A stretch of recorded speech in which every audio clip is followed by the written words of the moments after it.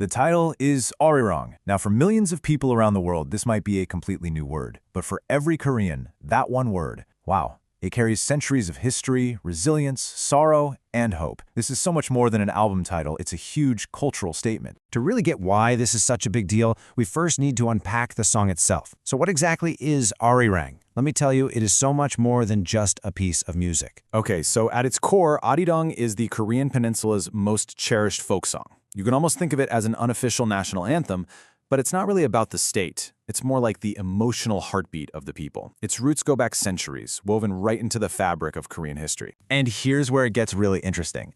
The word Arirang itself, it's a beautiful mystery.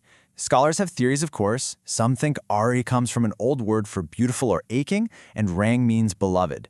But the interpretation that really resonates is the Arirang Pass, this powerful metaphor for overcoming a huge struggle, for a journey from hardship to hope.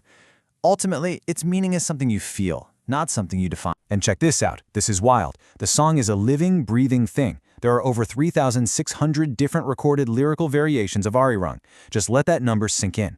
That alone tells you this isn't some static artifact in a museum. It's constantly evolving with the people. So what's its secret? How has it survived for so long? Well, the song's genius is its adaptability. The melody is really simple, which makes it super accessible. Anyone can learn it, and anyone can add their own verses about their own lives, their joys, their sorrows, their hopes. That famous refrain, Arirang, Arario, it's like this universal container for whatever deep feeling you need to express. And it's this incredible adaptability that allowed Arirang to become something even bigger.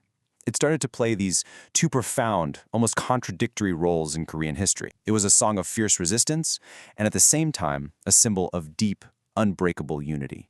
So, on one hand, during Japan's colonial rule, Arirang became this quiet anthem of defiance. A silent film from 1926 with the same name, about a man tortured by Japanese authorities, just cemented the song as a symbol of protest. It became so powerful, in fact, that the colonial government eventually banned it. But then on the other hand, it's one of the very few cultural things that transcends the division of the Korean peninsula.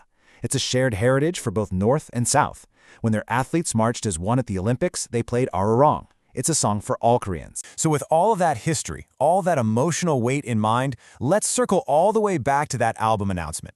Now you can see why BTS choosing this title is a truly powerful and very deliberate cultural statement. This decision is a huge deal for three key reasons. First, it's part of a pattern for them.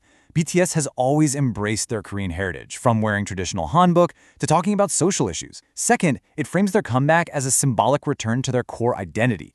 And third, and this is massive, it acts as a cultural bridge, giving millions of their global fans a direct doorway into the very soul of Korean culture. And hey, don't just take my word for it. Their label, BigHit Music, confirmed this, saying the album captures the longing and deep love of the group's journey. So they're explicitly using Arirang as the ultimate symbol for their own story of hardship, love, and resilience. I mean, it's just a remarkable trajectory when you think about it. A centuries-old folk song, one that was sung in rice paddies and at protests, is now the title of an album by the world's biggest musical group. The journey of Arirang is definitely far from over. It's so clear that Arirang isn't some historical artifact locked away in a museum. No way. It's a living, breathing legacy, almost like a piece of cultural technology that keeps getting reinterpreted and finding new meaning with every single generation. And all of this leaves us with a final thought.